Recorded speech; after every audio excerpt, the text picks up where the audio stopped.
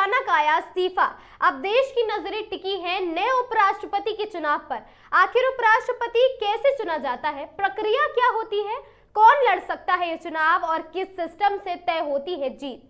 आइए जानते हैं उपराष्ट्रपति चुनाव की पूरी कहानी एकदम सरल और साफ भाषा में। जी हाँ, नमस्कार, मैं हूं आपके साथ पलक शर्मा और आप देख रहे हैं आगाज टाइम्स।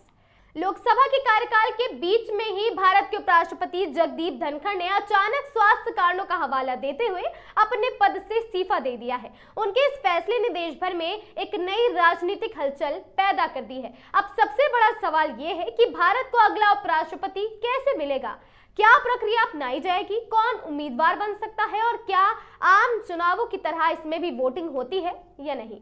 भारत का उपराष्ट्रपति देश का दूसरा सबसे बड़ा संवैधानिक पद होता है। यह व्यक्ति राज्यसभा का सभापति भी होता है और अगर राष्ट्रपति किसी कारणवश कार्य पर न आए तो उपराष्ट्रपति कार्यवाहक राष्ट्रपति का पद भी संभाल सकता है।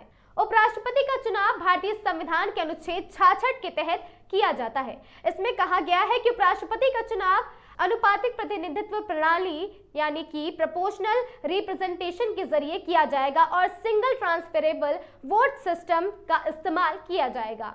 कौन करता है वोट, आपको बता दें, लोकसभा के 543 सदस्य, साथ ही राज्यसभा के 233 निर्वाचित सदस्य और राज्यसभा के 12 मनोनीत सदस्य, कुल मतदाता 788। ध्यान दें, इस चुनाव में विधानसभाओं के सदस्य शामिल नहीं होते हैं, यानी आम एमएलए इसमें वोट नहीं डाल सकते हैं। कैसे होती है voting? Single transferable vote system. इस सिस्टम में मतदाताओं को प्राथमिकताओं के आधार पर वोट देना होता है, यानी वह बैलेट पेपर पर उम्मीदवारों के नाम के आगे आ सकते हैं। पहली पसंद को 1, दूसरी पसंद को 2, तीसरी पसंद को 3, इस तरह से अंक लिखते हैं। मतदान पूरी तरह गुप्त होता है और चुनाव आयोग द्वारा किए गए विशेष पेन से ही वोट डालना अनिवार्य होता है। जीत का फैसला कैसे होता है? यदि कोई उम्मीदवार पहली प्राथमिकता के वोटों में ही निर्धारित कोटा पार कर जाता है तो उसे सीधा विजय घोषित कर दिया जाता है। यदि ऐसा नहीं होता तो सबसे कम वोट पाने वाले उम्मीदवार को हटा दिया जाता है और उनके वोटों को दूसरी प्राथमिकता वाले उम्मीदवारों को ट्रांसफर किया जाता है। यह प्रक्रिया तब तक दोहराई जाती है जब तक किसी उम्मीदवार को बहुमत नहीं मिल जाती है। कौन बन सकता है उपराष्ट्रपति? पात्रता जानते हैं। भारत का नागरिक होना चाहिए, साथ ही उम्र कम से कम 35 वर्ष हो, राज्यसभा का सदस्य बनने की योग्यता रखता हो वह व्यक्ति, साथ ही किसी लाभ के पद पर ना हो जैसे सरकारी नौकरी इत्यादि। नामांकन: उम्मीदवार को कम से कम 20 प्रस्तावक और 20 समर्थक सांसदों की जरूरत होती है।